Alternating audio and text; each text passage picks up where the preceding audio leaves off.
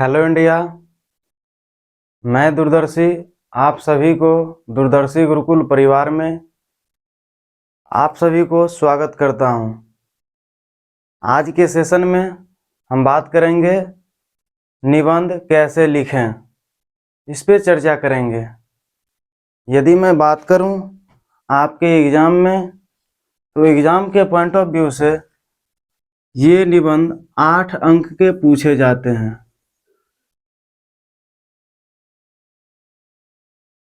लेकिन स्टूडेंट 8 दिन भी इसे नहीं पढ़ते हैं। हाँ, पढ़े थे, जब 10th का एग्ज़ाम दे रहे थे तभी पढ़े थे। उसके बाद सीधे अब 12th का एग्ज़ाम आया है, तो इसी में एग्ज़ाम सेंटर में ही जाके सीधे लिखना है। उससे पहले हाँ, गेस क्वेश्चन के पीछे पड़े रहते हैं कि हाँ, कोई टीचर लोग गेस निबंध करा देंगे, तो उसको लेकर हम तैयारी करेंगे और फिर एग्ज़ाम में जाके लिख देंगे। लेकिन आप सभी को समझना बहुत ज़रूरी है, क्योंकि बोर्ड एग्ज़ाम में 8 अंक के ये निबंध पूछे जा रहे हैं। तो आप सभी लोग इस सेशन में को अच्छी तरीके से देखें और फिर समझने का प्रयास करें। तो आप लोग ज़्यादातर इसके पीछे रहते हैं कि निबंध कैसे लिखें, क्या है निबंध, सोच में पड़े रहते हैं। जबकि आप लोग निबंध लिख चुके हैं। आप बचपन में निबंध लिखते थे, जो एक्चुअली में लेख हुआ करता था। हाँ, वही लेख। गाय की 2 आँखें होती है, एक पूँछ होती है, गाय के 4 पैर होती हैं। उसी पे आप लोग निबंध लिखते थे, जो कि वो निबंध नहीं था, वो लेख था। तो सबसे पहले हम ये देखने की कोशिश करेंगे, समझेंगे कि आखिर लेख और निबंध में अंतर क्या होता है। लेख और निबंध, यदि मैं बात करूं लेख और निबंध की, तो लेख एक तथ्य प्रधान है। क्या है? तो तथ्य प्रधान है,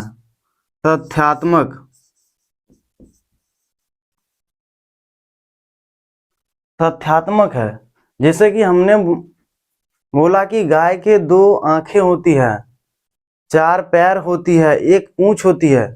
तो बचपन में आपसे बस यही आशा किया जाता है कि आप गाय को देखो और उसको देखने के बाद आपने जो आंखों से देखा, बस आपको वही लिखना है कि गाय की 2 आंखें होती है, 4 पैर होती है, एक पूंछ होती है, गाय भूसा खाती है, गाय काली होती है, चितकबरी होती है, बस यही। जबकि वो एक तथ्य था। लेकिन अगर मैं निबंध की बात करूं, तो उसी को हम अगर भाव के तरीके से लिखें, कैसे? जैसे हमने बोला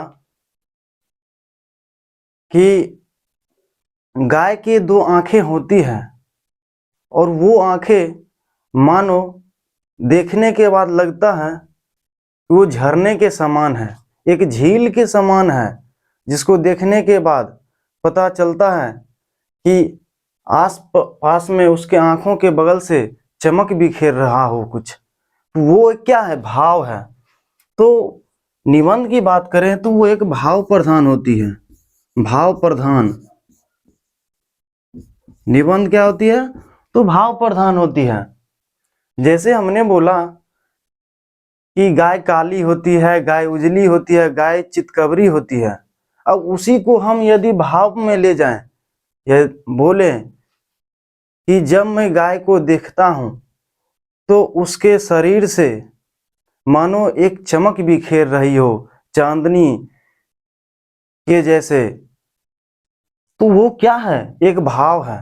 तो जब हम भाव रूप देते हैं तो वो निबंध कहलाता है, और जब उसको हम तथ्य के रूप में सीधे सीधे लिख देते हैं तो ये एक लेख है। तो आप लोगों को बचपन में बस आशा किया जाता है कि आप उसको देखो, और देखने के बाद आपने क्या ऑब्जर्व किया, बस उसी को लिख दो। लेकिन निबंध में आपको वैसा नहीं लिखना है। तो निबंध में आपको क्या लिखना है? तो निबंध में आप लिखोगे कि भारत में मातृ मृत्यु दर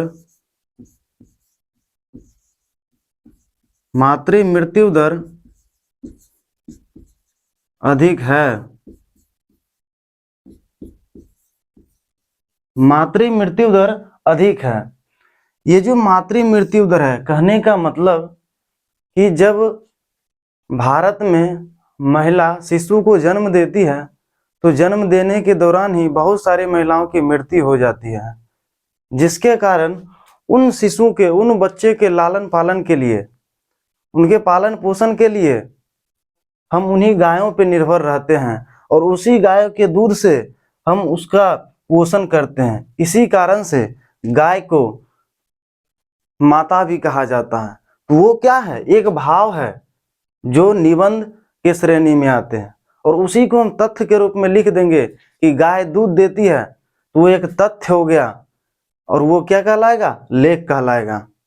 और उसी को यदि मातृ मृत्यु दर से हम जोड़ दें तो क्या कहलाएगा? निबंध कहलाएगा। तो आप लोग समझ गए होंगे कि लेख क्या है और निबंध क्या है। चलिए तो फिर आगे बात किया जाए।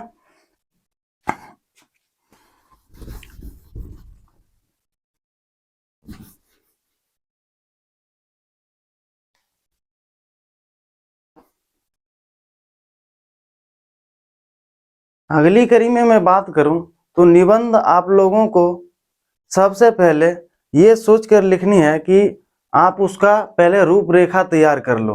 रूपरेखा करने का मतलब ड्राफ्ट तैयार करना है आपको। सबसे पहला काम है आपको रूपरेखा तैयार करना।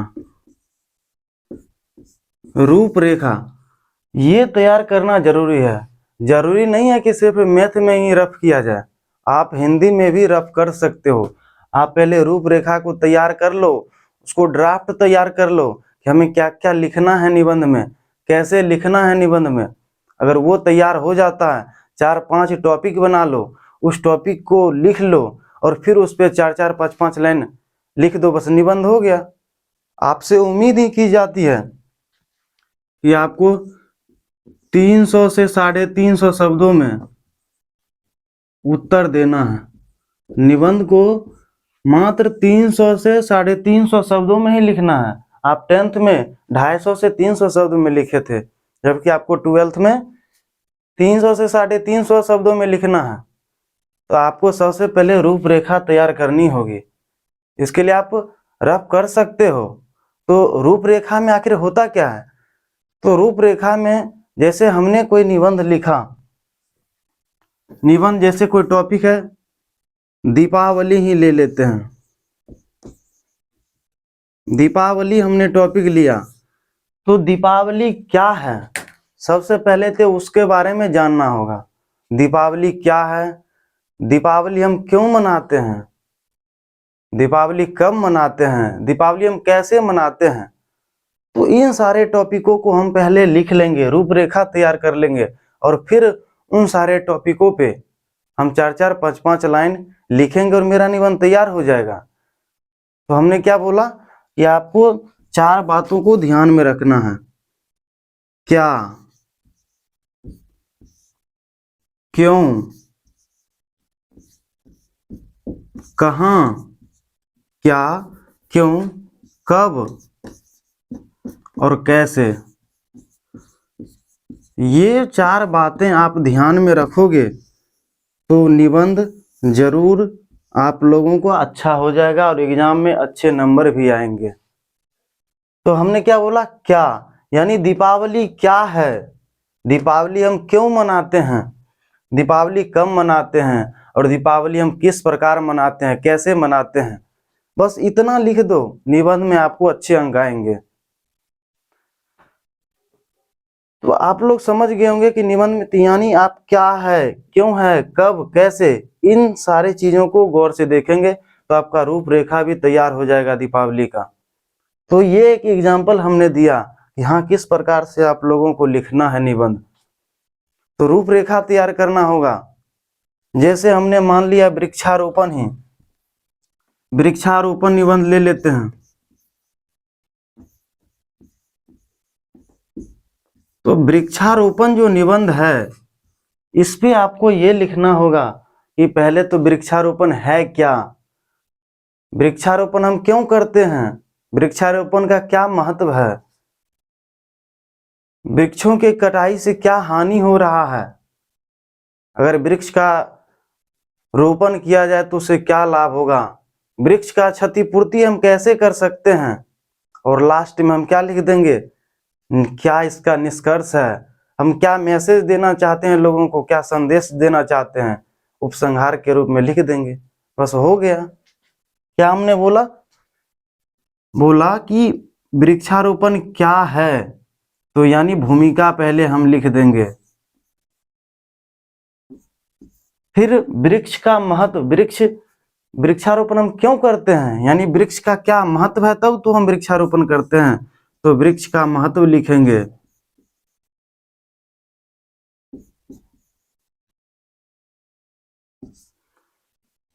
वृक्ष के कटाई से, यानी हम जब पेड़ पौधा की कटाई करते हैं उससे क्या हानि होती है उसको हम लिखेंगे। वृक्षों की कटाई से हानि,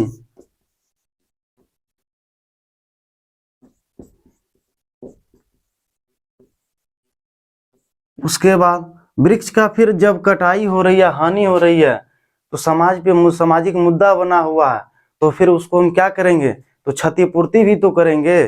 तो फिर क्षतिपूर्ति किस प्रकार करेंगे, यानी वृक्षों का क्षतिपूर्ति।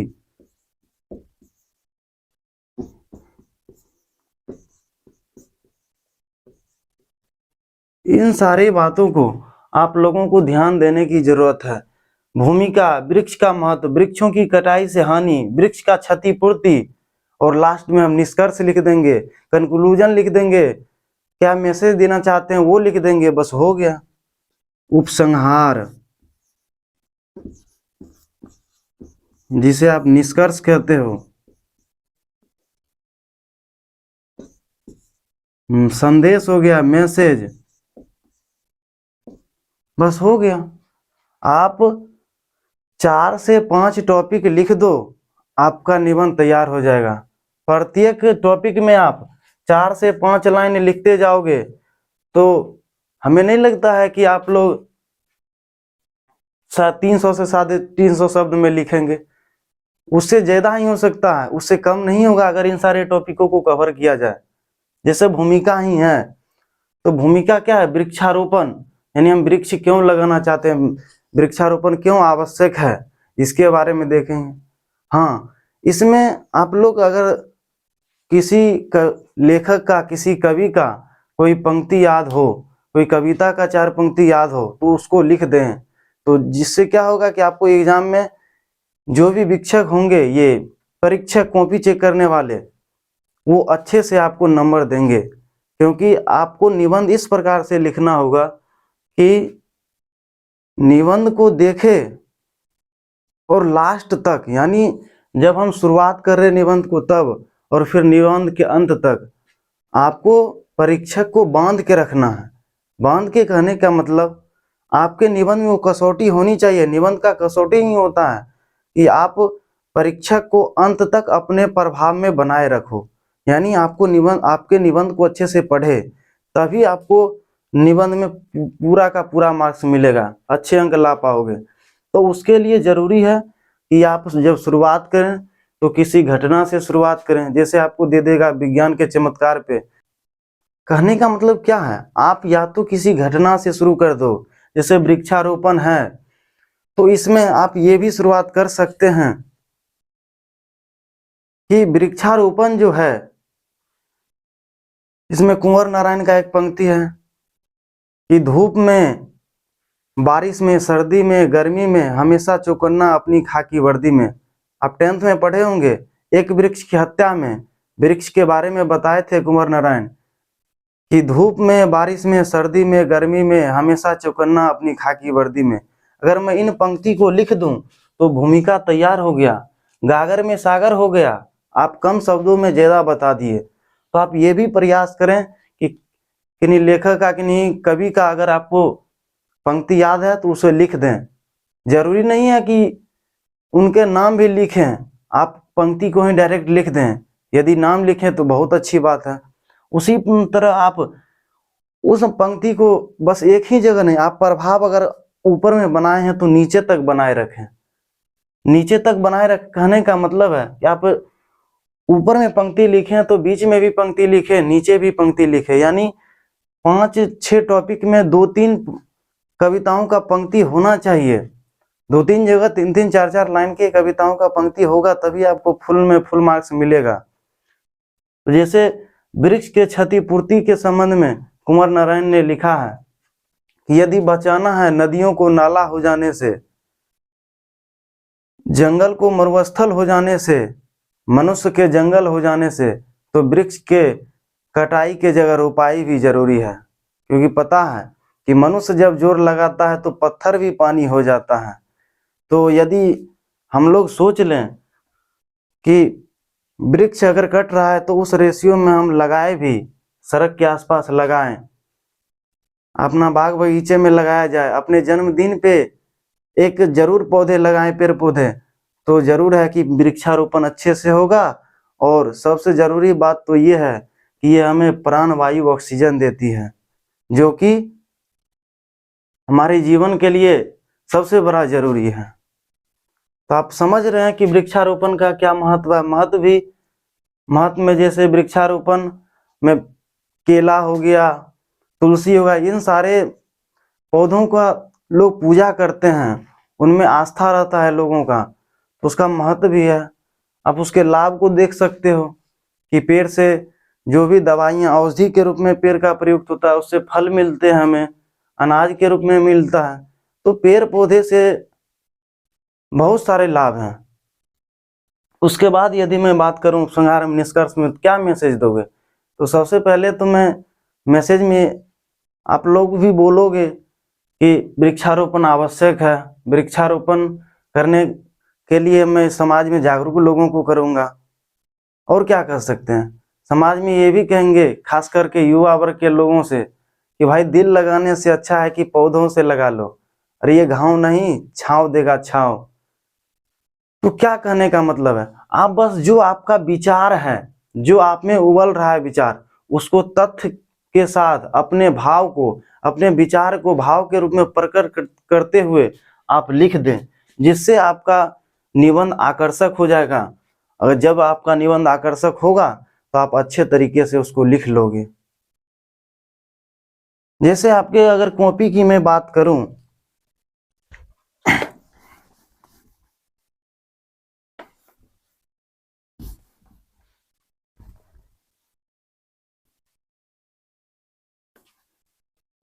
यदि मैं कॉपी की बात करूं तो कॉपी में आप इस प्रकार कॉपी होगा आपका। इस कॉपी में आप क्या करोगे, जैसे ये लाइन ड्रॉ रहेगा, तो सबसे पहले आप लोगों का काम है कि आप उसका शीर्षक लिखें। जैसे हमने वृक्षारोपण बोला, तो शीर्षक के रूप में वृक्षारोपण लिखें। वृक्षारोपण आपको लिखना है। जब आप वृक्षारोपण के बारे में लिखोगे तो सबसे पहले हमने क्या बोला, भूमिका पहले लिखना है। तो आपको भूमिका लिखना है, जिसको प्रस्तावना भी जनरली बोला जाता है। तो आप भूमिका लिखिए, प्रस्तावना हो गया। उसके बाद आप 4-5 लाइन लिखिए, कोई पंक्ति लिख लीजिए, और फिर आप लिखिए, जैसे हमने आपको पंक्ति बोला है कि धूप में, बारिश में, सर्दी में, गर्मी में, हमेशा चौकन्ना अपनी खाकी वर्दी में, कुंवर नारायण जो लिखा है वो लिख दीजिए। फिर उसके बाद लिख दीजिए वृक्ष का क्या महत्व है, वृक्ष का महत्व लिख दीजिए। अंडरलाइन कर दीजिए, रेखांकित कर दीजिए। जो भी महत्वपूर्ण आपका जो भी लाइन रहेगा उसके नीचे, यदि आप ब्लू पेन से लिख रहे हैं तो ब्लैक पेन से आप अंडरलाइन कर दें, जिससे क्या होगा कि परीक्षक को अलग से ही दिखे कि हाँ ये मेन की पॉइंट है इसका, तो आपको अच्छे नंबर मिलेंगे। ये नहीं कि आप पूरा लगा दिए, पूरा अंडरलाइन कर दिए, नहीं, जो जो मेन होगा उसी को हम लगाएंगे। उसके बाद हम लिख देंगे वृक्षों का क्षतिपूर्ति, यानी सबसे पहले तो लाभ लिख देंगे, वृक्ष से लाभ,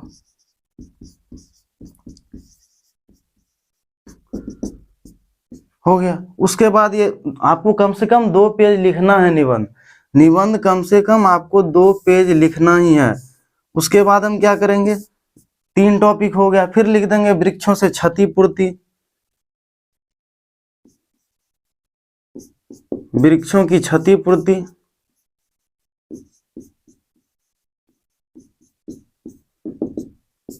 और लास्ट पॉइंट लिख देंगे निष्कर्ष, क्या हम मैसेज देना चाहते हैं।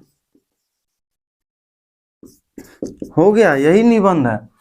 आप इतना यदि लिख देते हो, लास्ट में भी पंक्ति आप लिख दो, बीच में भी लिख दो और शुरू में भी किन्हीं कविता का पंक्ति, कोई घटना लिख दो, जिससे आपका क्या होगा कि जो परीक्षक होंगे वो अच्छे से आपको पढ़ेंगे, आपके निबंध को अच्छे से पढ़ पाएंगे और लास्ट तक पढ़ेंगे, जिससे आप अच्छे नंबर के हकदार हो जाओगे। अब चलिए मैं कुछ खास निबंध पे चर्चा कर देता हूं जो एग्जाम के पॉइंट ऑफ व्यू से अच्छा है और पूछे जाते हैं हर एक साल। यदि मैं बात करूं निबंध के बारे में, तो निबंध में आपका, हाँ इधर लिख देता हूं, तो निबंध में आपका पूछा जाता है स्त्री शिक्षा पे ज्यादातर पूछा जाता है, स्त्री शिक्षा, नारी शिक्षा जिसको बोला जाता है। फिर आपको पूछ लेगा नारी सशक्तिकरण के बारे में, नारी सशक्तिकरण पूछ लेगा आपसे।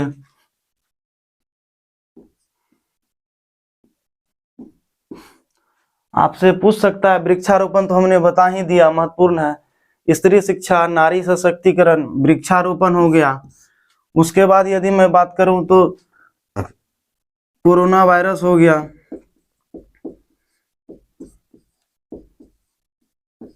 कोरोना वायरस हो गया, या इसी को महामारी के रूप में पूछ सकता है। आपसे नशाबंदी पूछ सकता है, नशाबंदी पूछ सकता है। ये नहीं तो आपको शराबबंदी पूछ लेगा, बात एक ही है, शराबबंदी। दहेज प्रथा पूछ सकता है, दहेज प्रथा, या दहेज उन्मूलन पूछ सकता है।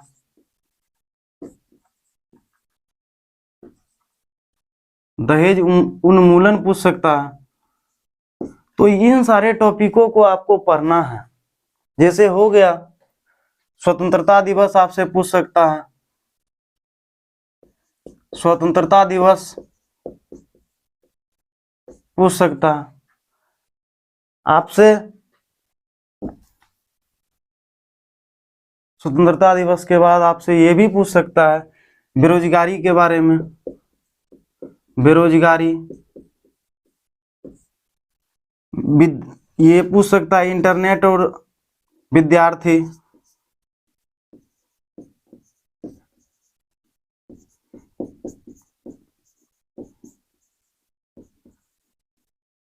आपसे मोबाइल और इंटरनेट पूछ सकता है।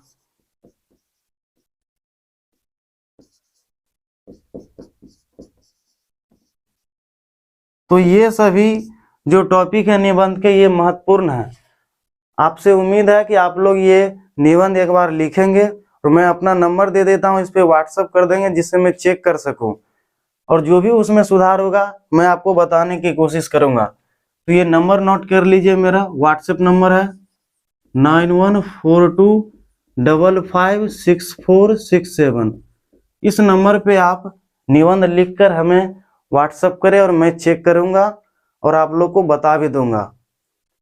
और आप लोग अगर मैसेज करोगे तो मैं एक ग्रुप में जोड़ दूंगा, जिस ग्रुप में मैं इन सारे निबंध का PDF भी सेंड कर दूंगा, जिससे आप लोग का एग्जाम में अच्छे से अच्छे मार्क्स आएंगे। और उसको अगर आप अच्छे से प्रैक्टिस करते हो तो जरूर 8 अंक के इस निबंध को आप अच्छे तरीके से लिख लोगे और एग्जाम में अच्छे अंक आएंगे। तो आज के लिए इतना ही है। तब तक के लिए आप लोग पढ़ते रहिए, मस्त रहिए। जय हिंद, जय बिहार।